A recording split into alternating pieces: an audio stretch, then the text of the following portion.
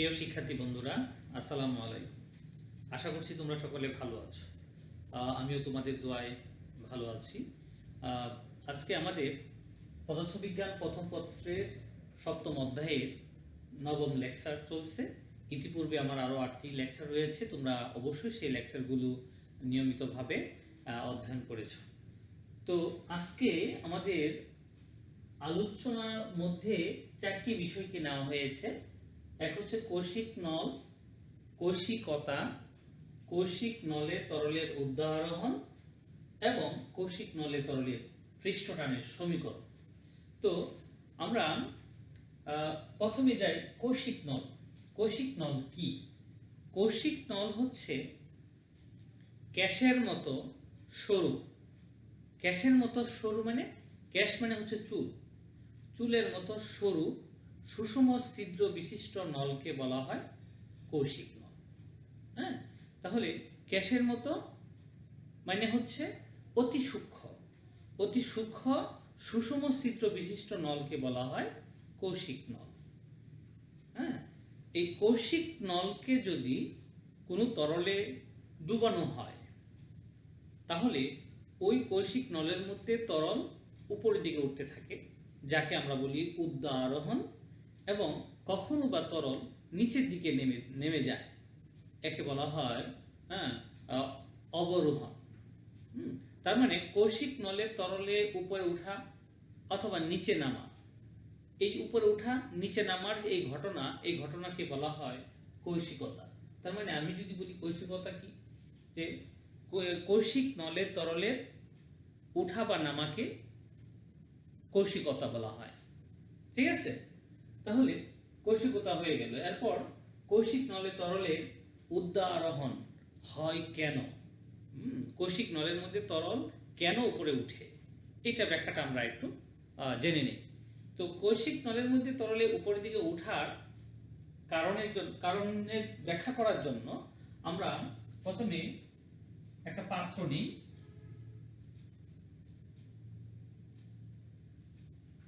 এই পাত্রে আমি কিছু তরল নিলাম।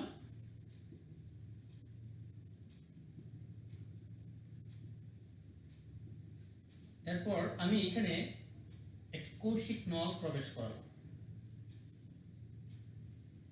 একটি কৌশিক নল আমি এখানে প্রবেশ করালাম। তাহলে এই কৌশিক নলের মধ্যে কি হবে? আমি একটু নলটাকে একটু বড় করে দেখাই। নলটাকে একটু বড় করে দেখালে এরকম আমি নল দেখালাম।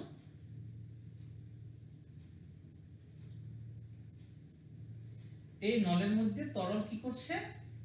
এই নলের মধ্যে তরল, আমি ধরে নিলাম যে এই তরল নলকে, মানে কাচের তৈরি একটি নল, এই নলটা হচ্ছে কাচের তৈরি একটি নল, এই নলকে সে ভিজায়। কখন ভিজায়? আমরা জানি, গত ক্লাসে আমরা দেখেছিলাম যে আসঞ্জন বল যদি বেশি হয়, সংশক্তি বল যদি কম হয়, তাহলে সেই তরল কাচকে ভিজাবে। তাহলে নিশ্চয়ই আমি যে তরলটা নিয়েছি সেই তরলের আসঞ্জন বলের পরিমাণ বেশি, সংশক্তি বলের পরিমাণ কম। তাহলে এই তরল কাচকে যদি ভিজায়, তো ভিজায় কি করবে? তরলটা কাচের মধ্যে উপর দিকে উঠতে থাকবে। তরলটা কাচের মধ্যে উপর দিকে উঠে সে কি করবে? গা ঘেঁষে সে একটু উপরের দিকে এরকম করে উঠতে থাকবে। হ্যাঁ, অর্থাৎ এরকম একটি অবতল পৃষ্ঠ সে তৈরি করবে। একটি অবতল পৃষ্ঠ সে এখানে তৈরি করলো। হ্যাঁ, তরলটা এখানে এরকম একটি অবতল পৃষ্ঠ তৈরি করলো, অর্ধচন্দ্র আকৃতির একটি পৃষ্ঠ তৈরি করলো। হ্যাঁ, তো এই যে আমরা এখানে এই তরল যে উপরে উঠলো, উঠাতে কি ভূমিকা পালন করছে, কেন বা উপরে উঠছে? এটা উপরের দিকে ওঠার মূল কারণ হচ্ছে তার মধ্যে তরলের পৃষ্ঠটান রয়েছে। এই তরলের পৃষ্ঠটানের জন্য তরল উপরের দিকে উঠছে। হ্যাঁ, তো ধরে নিলাম যে এই তরলের পৃষ্ঠটান টি পৃষ্ঠটান। তো এই টি পৃষ্ঠটানের জন্য সে তরলটি উপরের দিকে উঠছে। তো এখানে এই তরলের স্পর্শক বিন্দু যদি আমি চিন্তা করি, এখানে স্পর্শক যদি একটা অঙ্কন করি, এইখানে আমি একটা স্পর্শক অঙ্কন করলাম, আবার এইখানে আমি একটা এখানে একটা স্পর্শক অঙ্কন করলাম। তো এই স্পর্শকের মধ্যে এটা হচ্ছে, হ্যাঁ, এটাকে কি বলা হয়? স্পর্শক কোণ। ঠিক এটা এখানে হলো এটা স্পর্শক কোণ। তাহলে এখানে স্পর্শক কোণ যদি হয় তাহলে এই কোণ এবং এই কোণ দুটো সমান হবে, তাহলে এইটা স্পর্শক কোণ, আবার এটাও এখানে স্পর্শক কোণ। ঠিক আছে, এই স্পর্শক কোণ থেকে আমরা এখানে যে তরলের পৃষ্ঠটান আমি বললাম টি, এই টি পৃষ্ঠটানটি টান দুটি উপাংশে বিভক্ত হয়ে যাবে। তরলের পৃষ্ঠটান এই টি দুটি উপাংশে বিভক্ত হবে, একটি হচ্ছে অনুভূমিক উপাংশ, অপরটি হচ্ছে উল্লম্ব উপাংশ। তো অনুভূমিক উপাংশটা কোনটা? অনুভূমিক উপাংশ হচ্ছে আমার যেহেতু কোণ হলো এটা, তাহলে কোণ সংলগ্ন বাহুকে বলা হয় ভূমি। কোণ সংলগ্ন বাহু যদি ভূমি হয় তাহলে এইদিকে আমার যাবে হলো, উপরের দিকে যাচ্ছে হলো আমার অনুভূমিক উপাংশ। আর অনুভূমিক উপাংশটা কি হবে? অনুভূমিক উপাংশ হচ্ছে যে টি টি cos থিটা। আবার এখানে একই রকম ভাবে এইদিকে কি কাজ করবে? এখানে উল্লম্ব উপাংশ অনুভূমিক উপাংশ যাবে, যেহেতু এটা কোণ, এখানে অনুভূমিক উপাংশ হচ্ছে টি cos থিটা। তাহলে দুটি অনুভূমিক উপাংশ উপর দিকে কাজ করছে। আবার এখানে উল্লম্ব উপাংশ, হ্যাঁ, উল্লম্ব উপাংশ এটা কি হবে? টি sin থিটা। আবার উল্লম্ব উপাংশ এদিকে কাজ করবে, এটা হচ্ছে টি sin থিটা। খেয়াল করো আমি কি দেখাতে চাচ্ছি, কি বোঝাতে চাচ্ছি, যে এখানে তরলের পৃষ্ঠটানের দরুন তরলটি উপরের দিকে উঠছে। এখন তরলের পৃষ্ঠটান যদি টি হয়, এই টি টি টি পৃষ্ঠটানটি দুটি উপাংশে বিভক্ত হয়ে যাবে, একটি হচ্ছে অনুভূমিক উপাংশ আর একটি হচ্ছে উল্লম্ব উপাংশ। তো এখানে একটা একটা পৃষ্ঠ রয়েছে, এখানে একটা পৃষ্ঠ রয়েছে, মানে কাছের এদিকের পৃষ্ঠে তরলটি যে পৃষ্ঠটান কাজ করছে সেটা অনুভূমিক উপাংশ টি cos থিটা উপরের দিকে কাজ করছে। আবার এই পৃষ্ঠের মধ্যেও টি cos থিটা উপরের দিকে কাজ করছে। ঠিক আছে, এই দুটোই হচ্ছে অনুভূমিক উপাংশ যা উপরের দিকে ক্রিয়া করছে। এরপর দেখো এদিকে আছে হলো টি sin থিটা, এটা হচ্ছে তোমার উল্লম্ব উপাংশ।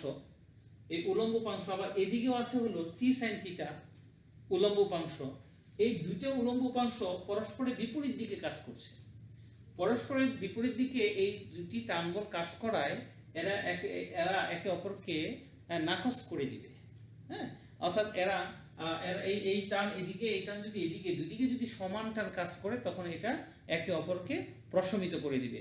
তার মানে এই টি sin থিটা কোনো কার্যকর হবে না। হ্যাঁ, তাহলে কার্যকর হচ্ছে কোনটা? টি cos থিটা। আর এই টি cos থিটা জন্যই এই তরলটি উপরের দিকে উঠছে। বুঝাইতে পারছি? তাহলে পৃষ্ঠটানের জন্য, যে পৃষ্ঠটানের জন্য তরল উপরে উঠছে, এবং এটার জন্য আমি কি পেলাম? কোন অংশটার জন্য উপরে উঠছে? যে তরলের যে পৃষ্ঠটানের যে অনুভূমিক উপাংশ রয়েছে, এই অনুভূমিক উপাংশের জন্য তরল উপরের দিকে উঠছে। ক্লিয়ার? এখন তোমাকে এখানে একটা প্রশ্ন আসবে এরকম, যে কৌশিক নলের তরলে উপর, কৌশিক নলের পানি উপরে উঠে কেন? তাহলে আমার এখানে তরল হয়ে গেল পানি। তাহলে পানি যদি হয়, পানির মধ্যে যে পৃষ্ঠটান আছে সেই পানির পৃষ্ঠটানটি দুটি উপাংশে বিভক্ত হবে। পৃষ্ঠটানটি দুটি উপাংশ বিভক্ত হয়ে একটি হবে অনুভূমিক উপাংশ টি cos থিটা এবং অপরটি হবে উল্লম্ব উপাংশ টি sin থিটা। এই অনুভূমিক টি sin থিটা কাচ নলের দুই দিকে সমানভাবে বিপরীত দিকে বিপরীতমুখী হয়ে ক্রিয়া করবে, ফলে একে অপরকে নাকচ করে দিবে। অর্থাৎ এই বলটি তরলের মধ্যে কোনো ভূমিকা পালন করবে না। অপরদিকে উল্লম্ব উপাংশ, অনুভূমিক উপাংশ টি cos থিটা, হ্যাঁ, টি cos থিটা, যা কাচ নলের দু ঘা ঘেঁষে উপর দিকে ক্রিয়া করে, ফলে তরলকে উপরের দিকে উঠিয়ে নেয়। হ্যাঁ, ক্লিয়ার? তাহলে কৌশিক নলে তরলের বা পানির উদাহরণ আমরা জেনে গেলাম। এরপরে আসি কৌশিক নলে তরলের পৃষ্ঠটানের সমীকরণ। আমরা কৌশিক নলে তরলের পৃষ্ঠটানের সমীকরণ আমরা বের করার চেষ্টা করব। ঠিক আছে,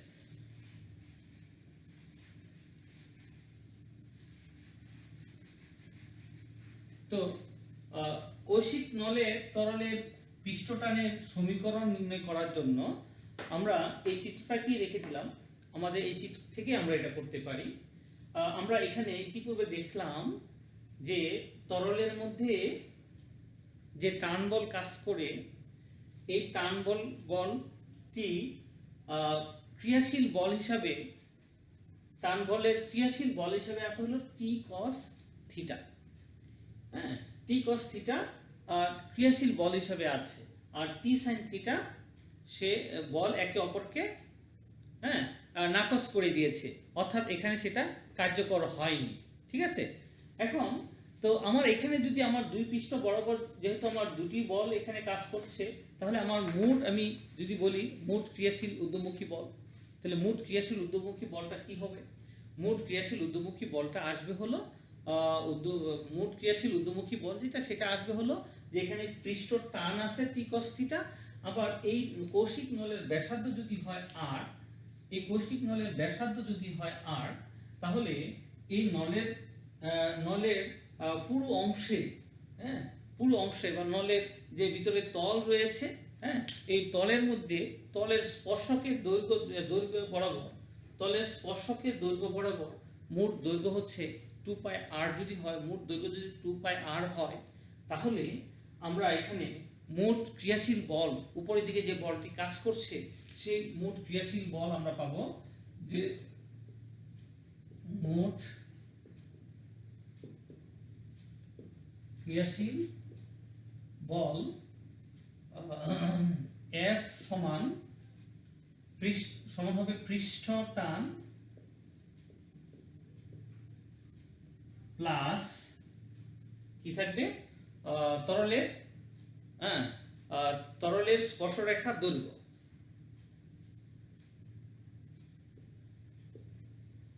তরলের স্পর্শরেখার দৈর্ঘ্য। এবার আমরা আসি, পৃষ্ঠটান কি ছিল? পৃষ্ঠটান ছিল টি কস থিটা প্লাস, আর আমার এখানে এটার ব্যাসার্ধ ছিল আর, তাহলে তরলের স্পর্শরেখার দৈর্ঘ্য হচ্ছে 2 পাই r। আমরা আমি এখানে ভুল বলছি, এখানে করছি যে এখানে প্লাস না, এটা গুণ হবে।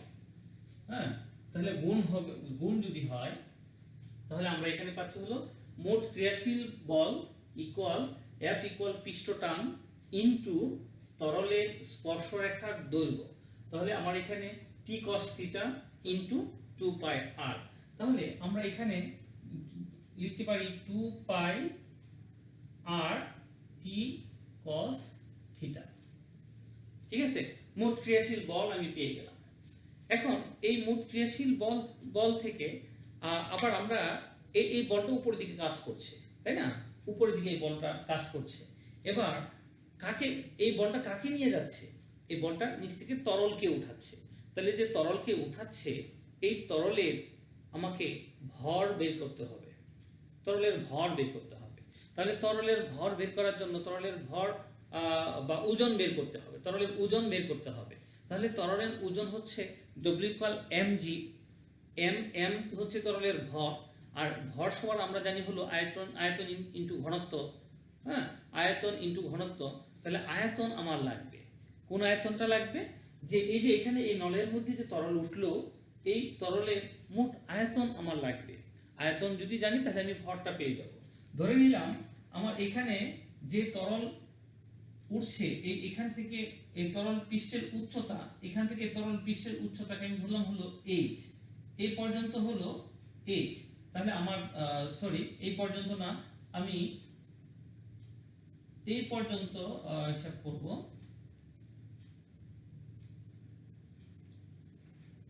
এই পর্যন্ত অংশ হচ্ছে h, h। এরপর আমার এখানে যে বক্র অংশটা রয়েছে, এই বক্র অংশের উচ্চতা আমার বের করতে হবে, তাই তো?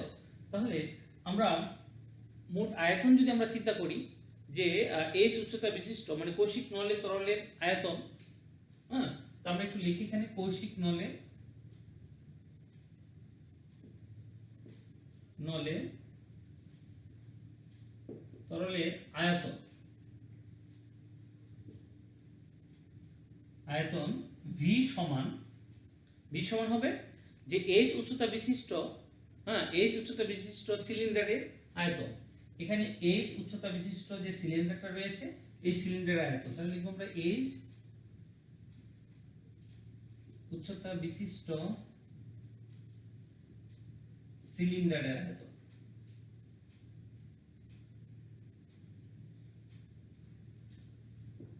সিলিন্ডারের আয়তন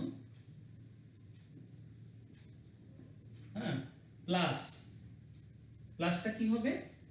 প্লাস হচ্ছে, আমি যদি এখানে এই বিষয়টাকে এরকম করে দেখাই,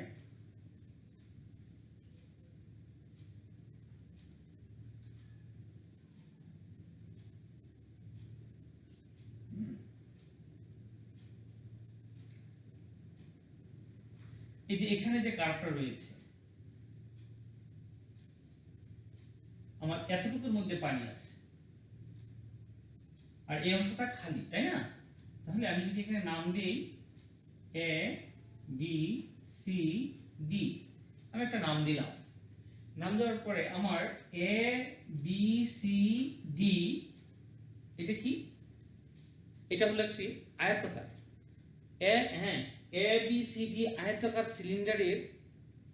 সিলিন্ডারের আয়তন।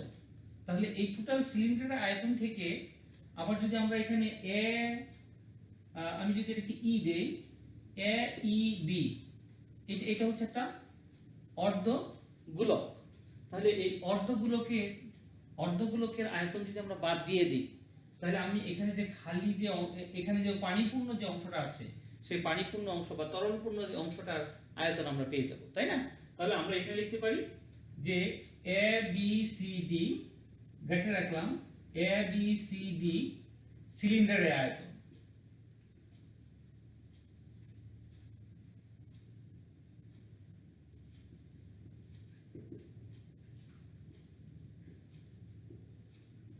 আয়তন মাইনাস হচ্ছে কি?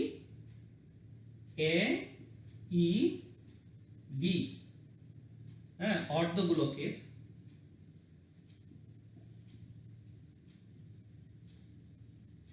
আয়তন।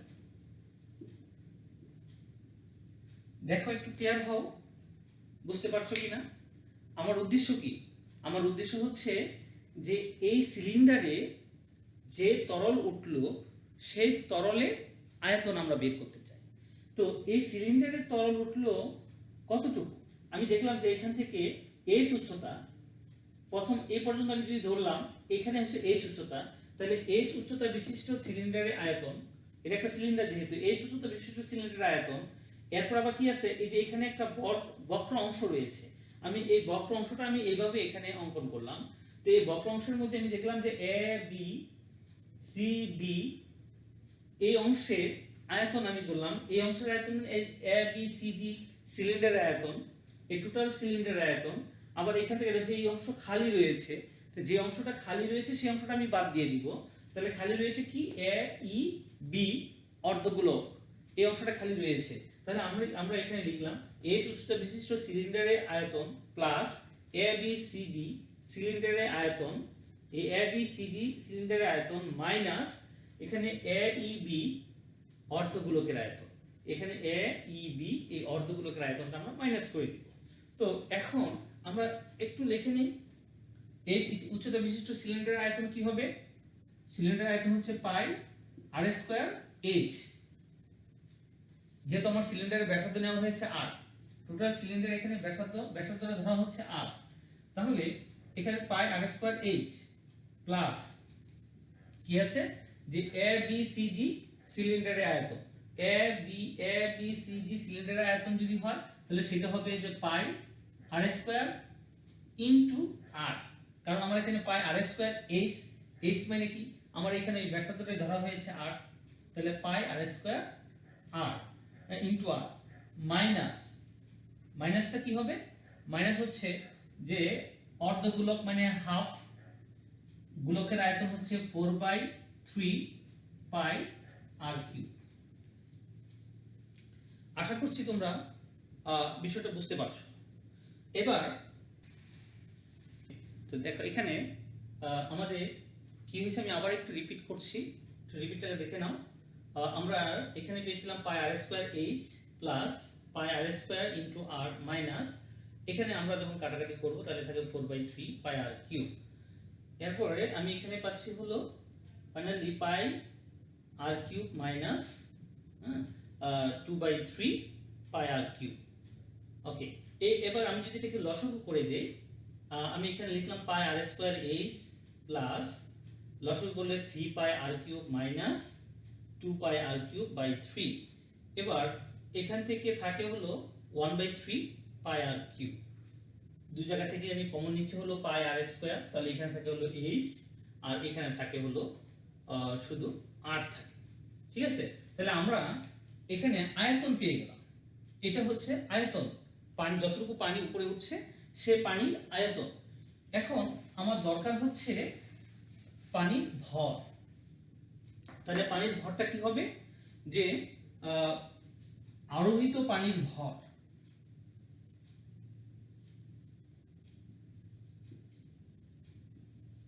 পানির ভর, তাহলে ভর m ইকুয়াল হচ্ছে কি হবে ভি রো। এই রোটা কি, তরলের ঘনত্ব বা পানির ঘনত্ব। হ্যাঁ, আমার এখানে ছিল আরোহিত পানি না বলে আমরা এখানে বলি হলো তরলের ভর, আরোহিত তরলের ভর।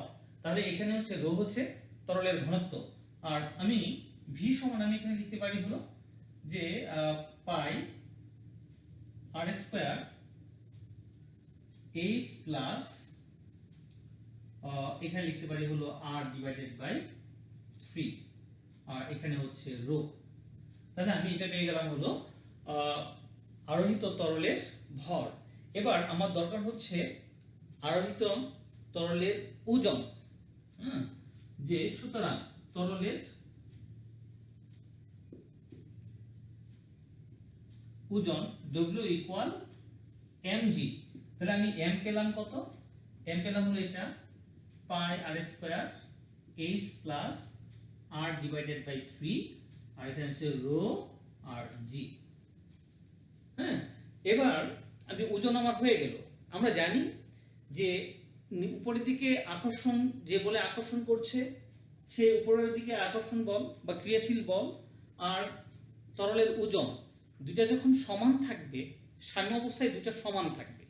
হ্যাঁ, যখন সাম্য অবস্থা বলতে বোঝাচ্ছে হলো তরল যখন আর উপরে উঠবে না, একটা জায়গায় এসে যখন স্থির হয়ে যাবে, ওই স্থির জায়গার মধ্যে আমার এখানে উপরের দিকে যে ক্রিয়াশীল বল এবং তরলের ওজন দুইটা সমান থাকবে। ঠিক আছে, তাহলে দুইটা যদি সমান থাকে তাহলে আমরা এখানে কি লিখতে পারি,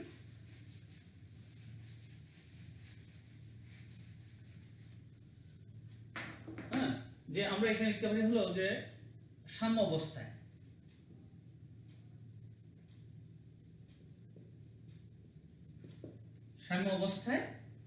আমরা কি লিখব, F সমান হচ্ছে W। Wটা কি ছিল, ওজন, তাহলে Fটা কি ছিল 2 পাই, আমরা লিখতে পারি এখানে যে 2 pi R T cos theta equal, আমরা এখানে পেয়েছিলাম কি যে pi R square h plus r by 3, আর এখানে পেয়েছিলাম হলো রো জি। এখন খেয়াল করো, আমার এখানে পাই কাটা যেতে পারে, একটা আর এখানে কাটা যেতে পারে, আর আমার উদ্দেশ্য হচ্ছে এখানে টি বের করা। তার মানে আমি টি সমান লিখতে পারি হলো যে pi R square h plus r by 3 rho G divided by এখানে হচ্ছে আমার 2 পাই, হ্যাঁ, আর এখানে r নিচে রইল হলো cos থিটা। এবার তুমি কাটো, পাই কেটে দাও, এখানে একটা আর কেটে দাও, ফাইনালি আমরা কি পাচ্ছি,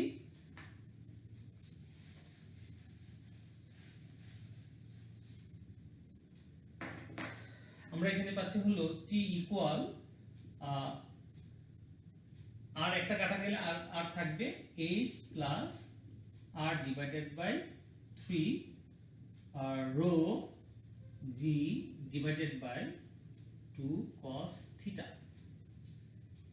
এটা হচ্ছে আমার পৃষ্ঠটানের রাশিমালা। তবে যদি আর খুবই ক্ষুদ্র হয়, মানে এইচ এর তুলনা যদি আর ক্ষুদ্র হয়, অর্থাৎ আমার কৌশিক নলের ব্যাসার্ধ যেহেতু বলছি খুবই কম হবে, হ্যাঁ, সরু ছিদ্র বিশিষ্ট হবে, তাহলে অবশ্যই এখানে আর খুবই ছোট, এইচ অনেক বেশি হবে। সেক্ষেত্রে r/3 এটাকে, হ্যাঁ, বাদ দেওয়া হয়। হ্যাঁ, তো এটাকে যদি আমরা বাদ দেই তাহলে আমরা ফাইনালি আমরা কি লিখব?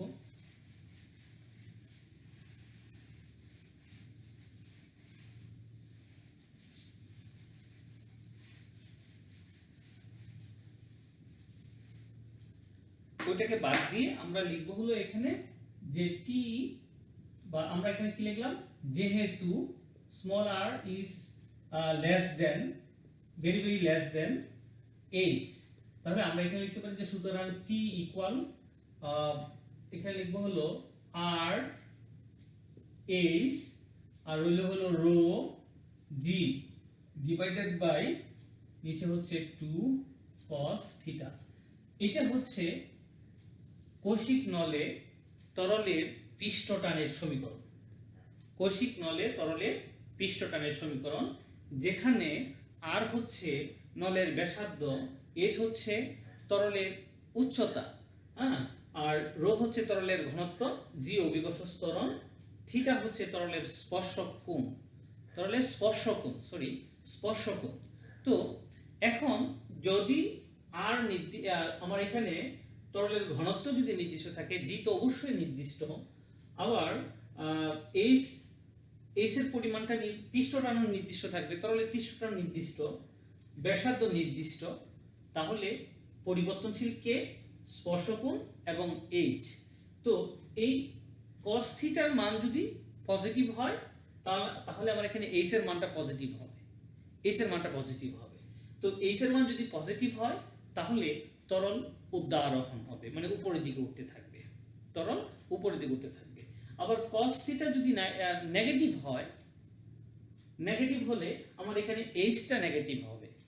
হ্যাঁ, তো এইচ যদি নেগেটিভ হয় তাহলে তরল নিচের দিকে নামবে, নলের নিচের দিকে নামবে। ক্লিয়ার? আমি আবার রিপিট করছি কথাটা, কি বলতে চাইলাম?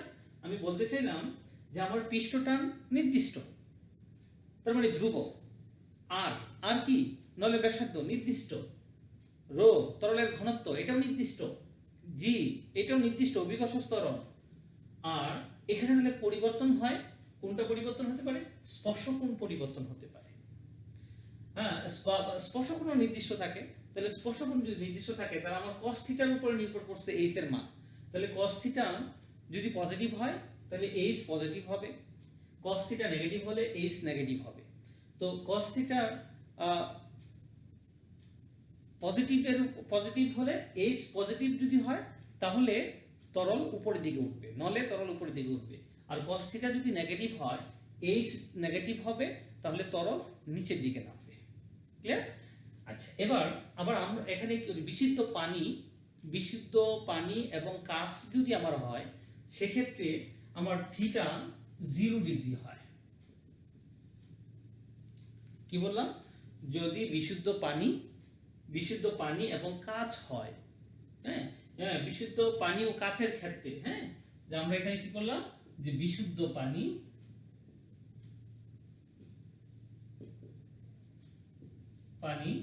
ও কাঁচের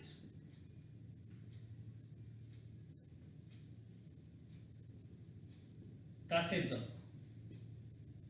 বিশুদ্ধ পানি ও কাঁচের জন্য আমরা এখানে থিটা যেটা, ওই থিটাটা পাবো হলো 0 ডিগ্রি। বিশুদ্ধ পানি এবং কাঁচের জন্য আমি থিটা পাচ্ছি হলো 0 ডিগ্রি। তাহলে সেক্ষেত্রে আমরা এখানে লিখতে পারি হলো টি সমান হচ্ছে R H rho G divided by 2। এটাও আমরা লিখতে পারি পৃষ্ঠটানের সমীকরণ, এটাও পৃষ্ঠটানের সমীকরণ হিসেবে বলতে পারি। তাহলে এটা কখন হবে? এটা হচ্ছে যে বিশুদ্ধ পানি এবং কাঁচ, বিশুদ্ধ পানি এবং কাঁচের ক্ষেত্রে আমরা সমীকরণ লিখতে পারি হলো T equal R H rho G by 2। Clear? আমরা অনেকগুলো বিষয় শিখে ফেললাম। আমাদের এর উপরে অনেক অঙ্ক রয়েছে, আমরা অঙ্কগুলো করব। হ্যাঁ, তাহলে আজকে আমরা এই পর্যন্তই রাখি। তোমরা তোমাদের দায়িত্বে উদাহরণে যে অঙ্কগুলো আছে সেই অঙ্কগুলো করে ফেলো। হ্যাঁ, আর তোমাদের সমস্যাগুলো যেগুলো থাকে সেগুলো আমার সাথে শেয়ার করতে পারো। হ্যাঁ, আমার সাথে তোমরা যদি চাও তাহলে জুমে ক্লাস করতে পারো। হ্যাঁ, ভিডিও কনফারেন্সের মাধ্যমে ক্লাস করতে পারো। আবার বাই ফোনেও আমার কাছ থেকে তুমি তথ্য নিতে পারো। যে কোনো সময় তুমি আমাকে ফোন করে তো আমার কাছ থেকে হেল্প নিতে পারো। নিশ্চয়ই আমার নাম্বার তোমাদের কাছে রয়েছে। তো ঠিক আছে, তোমরা ভালো থেকো এবং নিয়মিতভাবে অধ্যয়ন করো। ওকে, আল্লাহ হাফেজ।